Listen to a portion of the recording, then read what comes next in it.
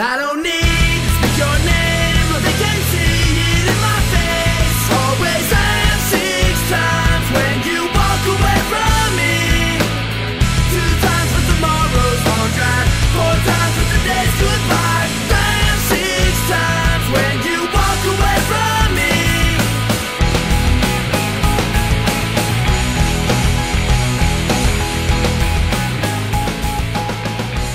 Hey, what up, EG? This is BobaFettm. This is my buddy Tovock. We're going to give you guys a review for Forza Motorsports 2 for the 360. And just to give you guys a little bit of information, I played mine on a big HD television with Dolby 5.1 surround sound and the wireless steering wheel, and it definitely helped out. I played on a 32-inch regular-ass TV with regular-ass TV sound and regular-ass Xbox 360 controller. So nothing special. Nothing special at all. But it's good variety to kind of give you guys a mix of how the reviews went. And starting off, graphic-wise, I definitely would have to say the GT HD is definitely better, but this game, for a Forza game, is very, very detailed and looks awesome. I'd definitely give it about an 8 out of 10. I was really impressed with a lot of the picture taking, you know, when you're sitting there, and the cars do look very real then. And in certain clips, you know, when they're going around turns, they look pretty real. Yeah, and they threw in a lot of a cool factor, the brake rotors lighting up. One thing I did notice is, as far as graphically, they don't have any backfires, which saddens me because I'm such a Gran Turismo fanboy. But good game, you know.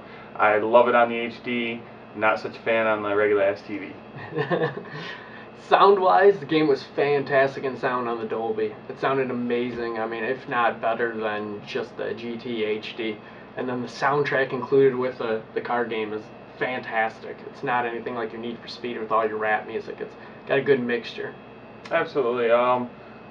It's hard for me to judge the sound because your Dolby right or left rear speaker was behind my head, so I kept thinking I was getting passed when it was just cars behind you. But it sounds good. Soundtrack's awesome. I'd give it an 8.5. Gameplay-wise, the game was fantastic. Gave it a 9 out of 10 for sure.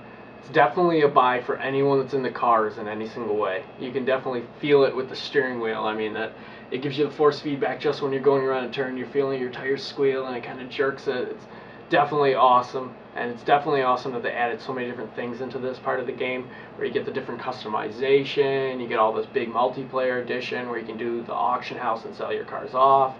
It's just really well built customization for the cars. Yeah, absolutely. There's a lot of cool factor, a lot of fun factor. I think it's a lot easier to play and drive than Gran Turismo has been in the past, and that's one thing I noticed playing the first Forza. You know, I ran into a few issues. Motor swaps on it, I think, are more of just a look what we can do gadget than honestly. I drive a car that the most common swap is the LS1 or at least a V8, and they gave me one swap option, which wasn't it. And though I hate the idea of doing it, it would have been fun.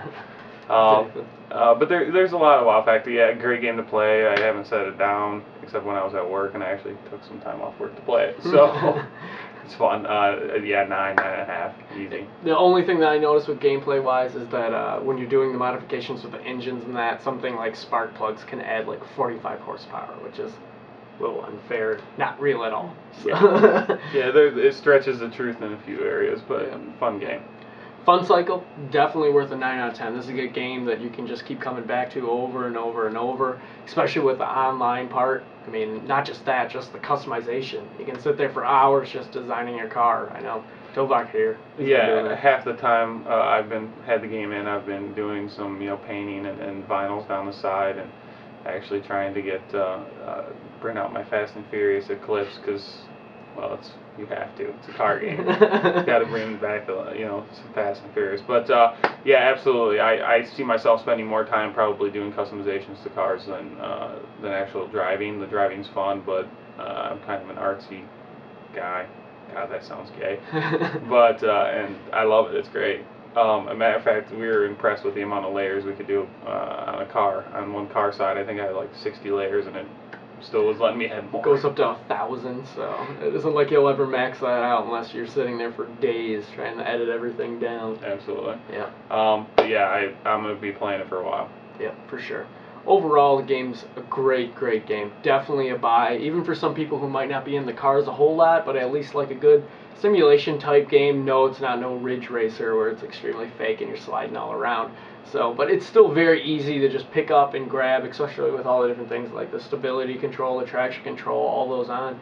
Makes the game pretty easy for anybody just to kind of pick up and play. Turn on the stability control, noob it up, and just gun it around a corner. But when you turn it off, it makes it challenging. It's fun to play, especially with the steering wheel. Oh yeah, especially with the steering wheel. Definitely a great game. I don't really have many complaints about it. I'd say it's definitely a buy.